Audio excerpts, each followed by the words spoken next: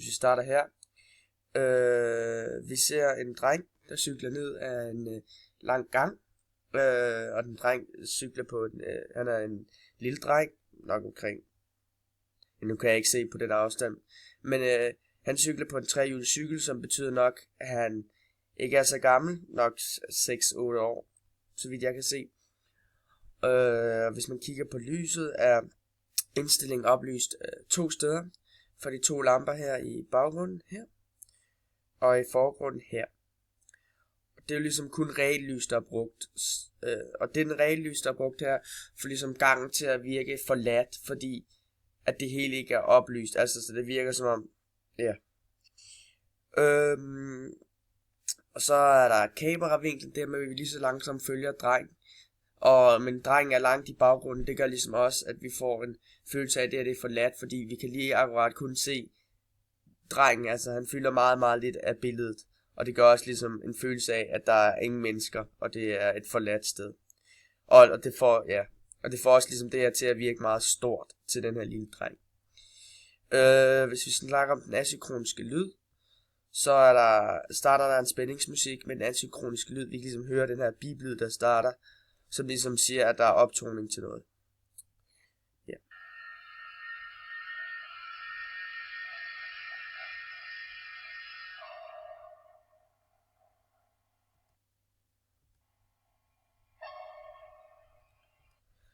Nu drejede han rundt om han drejede om et hjørne. Og lige før han drejede om hjørnet, så stoppede en asynkronisk lyd. Og det betyder nok, at der ikke sker noget omkring det her hjørne, fordi asynkron musikken stoppede sådan, at puha, der skete ikke noget. Og ja, og nu er han på en mindre gang, hvor der er nogle værelser og sådan noget. Tapeten, den virker meget gammeldags og sådan noget. Og det er også det der med igen, at få det til at føles som et forladt hus. Og igen kan man se, det eneste der ligesom lyser det her op, det er den her lille lampe. Og det kan man jo se med skyggerne, det er kun for den her lampe. Ja.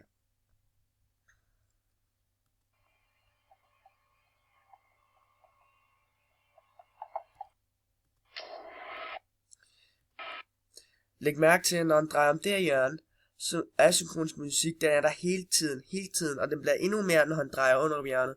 Og så siger den lige, bum, når de her 2 piger står foran ham. Kan I høre det nu?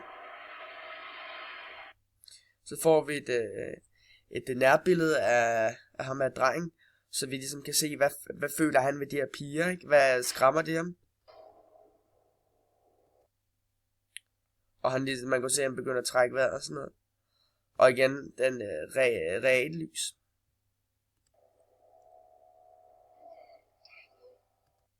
Det er meget pudsigt det der med, de siger det. Altså, præcis på samme tid. Det gør 2 piger i den her alder normalt ikke. Altså når man normalt, hvad kan man sige, at normalt så siger de jo ikke, piger plejer at lege, og de plejer ikke at sige det samme på samme tid, fordi de er jo ikke inde i hinandens hjerner. Så må du være et eller andet bag det her, de siger, hello Danny, på samme tid. Og nu kan I se, at han er rigtig skræmt, som nok betyder, at de her piger ikke burde være her, eller ja.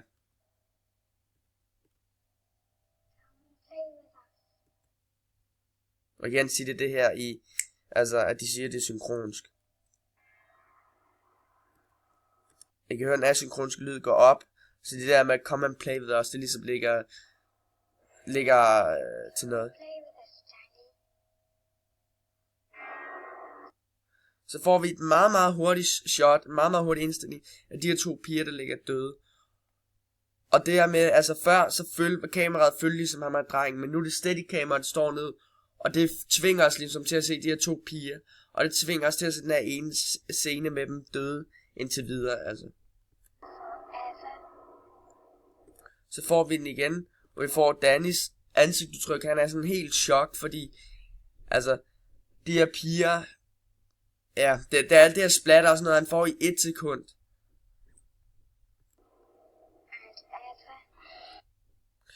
Læg mærke til, hvordan vi nu er tættere på pigerne, end vi var før. Vi er ligesom flyttet dobbelt så tæt på som nu. Altså ligesom, at det gør det mere og mere skræmmende. Ja. Og nu så vi den for tredje gang. Altså det her med, at de ligger døde, som ligesom, så vi kan os til at opdage noget nyt i billedet, ikke? Og nu er vi næsten helt tæt på dem. Her ser vi så. Og vi ser det hele af kaos. Billederne, normalt i scenen med pigerne, der står frem og siger til ham, siger de her replikker til hende, eller til ham af drengen, Danny. Står billedet fint, og der er ikke nogen stol, der er ikke nogen økse det hele. Her, stolen ligger med benene opad, billedet er helt skævt, altså det hele ligger i kaos.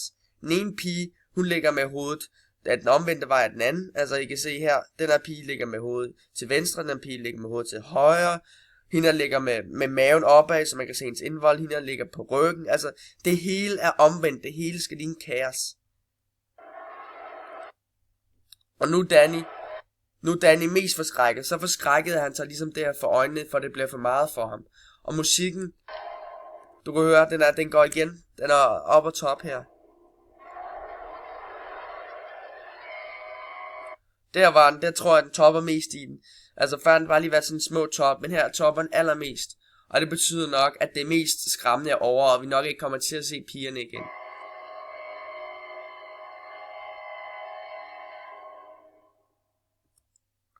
Og som rigtig, nu er pigerne væk. Ja.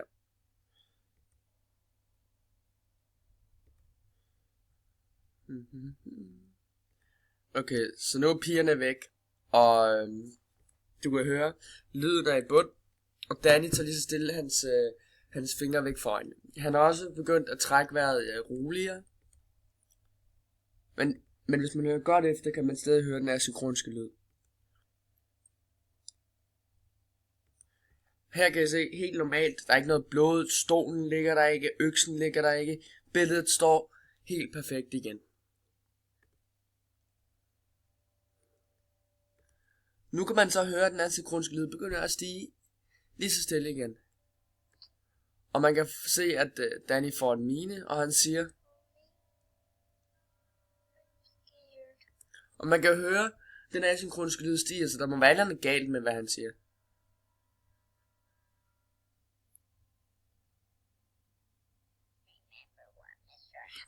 Og prøv at lægge mærke til, hvor lang den her indstilling er. Altså, hele den indstilling kører fra nu til slut. Altså, næsten 20 sekunder. Og når Danny siger det her, hvor han siger, Tony I'm scared, han tager hans pegefinger op, og begynder at sige det her med en meget forvrænget stemme. Det betyder, altså, jeg tror, det er en dæmon, der har overtaget en del af Danny. Altså, ja.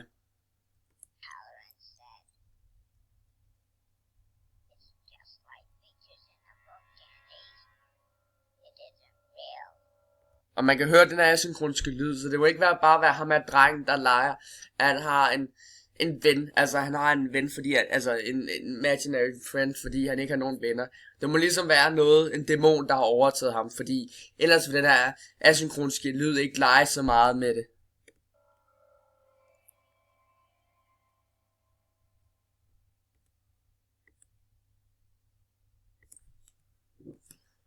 Det var så det. Jeg vil lige sige en ting mere. Det der med, at pigerne siger, come and play with us forever and ever and ever. Ja. Det der med, man kan jo kun, altså, du kan kun komme lege med nogen forever, altså ligesom hvis du er død. Så det betyder nok, at Danny han på et tidspunkt skal dø.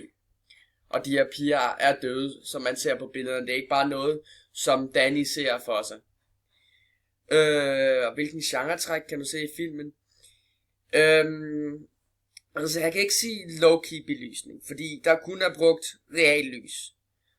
Men det ved jeg ikke, der er stadig få lamper. Altså der er de lamper, og det lys, der bliver, altså det er for de her få lamper, der er i indstillingen her. Og så effektlyden specielt når han drejer fra gangen til gang. Altså det der med første gang han drejer, så er der ikke noget. Altså så stopper den asynkroniske effektlyd. Men så næste gang han drejer, så er effektlyden der stadig, når han drejer. Det betyder, at der sker noget efter det her sving. Og det der asynkroniske lyd, det er jo ligesom en rutsjebane, der kører op og ned, op og ned. Og på den måde kan man ligesom kasseren, altså manipulere den her video med, ligesom altså set off, pay off, ikke? At den laver en høj lyd lige før der sker noget, og så bliver den her, altså så bliver man bange, og så tager man ligesom, altså så det rykker et eller andet i kroppen, ikke? Øhm,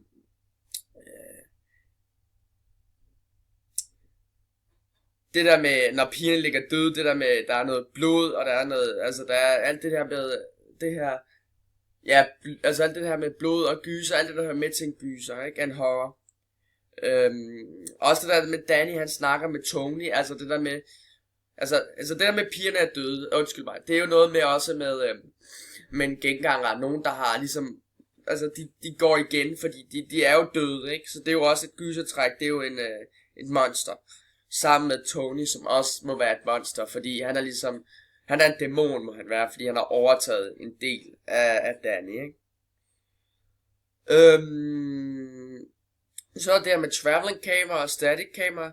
Fordi det her med traveling camera, det gør de der lange scener, og ligesom også forvreder noget i kroppen. Og så når endelig det der med de der scener, de mest grusomme scener med de der piger ligger døde, så er det statisk kamera. Og vi ser de her 4 piger ligge døde 4 gange. Og hver gang vi kigger tilbage på pigerne, der står i live, så bliver vi tættere og tættere på. Og vi bliver ligesom tvunget til at se på det her. Vi ligesom bliver tvunget til ligesom at forvrænge os, altså ligesom, ja, og det er ligesom det, der skaber det her gys i vores krop, ja. Og så er det der med de der forskellige træk, altså der får bygning til, altså det der med bygningen virker forladt, det er jo også et genretræk, normalt, altså sted, en kirkegård, noget forladt, altså det her gamle tapet, gamle lys, ja, sådan noget, altså, og så er der kun de her 3 personer, der er ligesom, eller som man kalder Tony med, men der er ligesom Danny, og så er der de her 2 piger, og så er der måske 50-50 Tony, ikke? Men det er de her personer, der er, og det er de eneste, der er, og specielt i de første scener, så får de Danny til at se meget, meget lille ud, og det får stedet til, altså til at se meget, meget stor noget, og meget forladt ud. Og hvilken monster er til stede i filmen, og hvordan kommer de til udtryk gennem de filmske virkemidler. Der er dæmoner, der er Tony, som har besat Dannys pegefinger. Der er pigerne, som er genganger, fordi igen, de er døde, og det kan ses på, at de siger, come and play with us forever and ever. Altså, det med, at man kan lege med nogen for evigt, det må betyde, at de er døde, og at Danny nok skal dø, eller han er tæt på at dø. Og så kan han, og hvis han dør, så kan han ligesom lege med dem for evigt i døden, ikke? Ja. Og hvilken af de 5 typer angst, frygt, som Julian Hynek har identificeret, bruger citatet. Cinematiske skræk. Det der med den angstfulde forventning om det skrækkelige. Altså, denne skræk projicerer vores angst ud i fremtiden. Her forestiller vi os igen, hvad der vil ske. Specielt det der med den asykroniske lyd, når vi drejer om hjørnet. Det der med, vi forestiller os noget. Vi forestiller os, at Danny han bliver hoppet på, eller sådan noget. Eller vi forestiller os, at der sker noget med Danny, men det sker der ikke. Altså, og det er ligesom den her cinematic skræk, ikke? Og så er der også, synes jeg, der er lidt det her direct horror, ikke? At når man ser det horrible, og det horrible er grafisk in your face, ofte blodet eller splattet, de her 4 gange, hvor de her piger ligger døde, det må ligesom, altså, og man ser det hele, og man bliver tvunget til at se det med det static kamera, det må tyde, at det også er direct horror, altså en blanding af de her 2. Ja, det var ligesom det. Tak, du gammel.